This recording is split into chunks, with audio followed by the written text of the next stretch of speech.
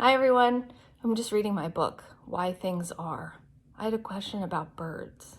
Do you guys ever look in books to find answers to questions?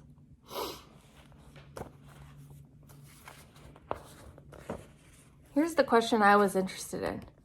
I wanted to know, why do birds sing? Do you want to know the answer? Let's find out. A bird usually sings to stake out and defend its territory. Most birds begin to sing just before dawn. A yellowhammer may repeat its little bit of bread and no cheese song over 1,000 times before nightfall. 1,000 times. Birds can vary their songs. The song of a chaffinch has 6 possible variations. The chaffinch also has 13 other calls. Did you know birds can also sing to tell if there is danger either in the air, in a tree, or on the ground? Jays, like blue jays, have several different alarm calls and can sometimes signal exactly which predator is nearby.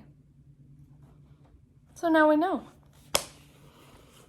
I'm going to post a video of different bird calls that you might hear in your trees and in your neighborhood.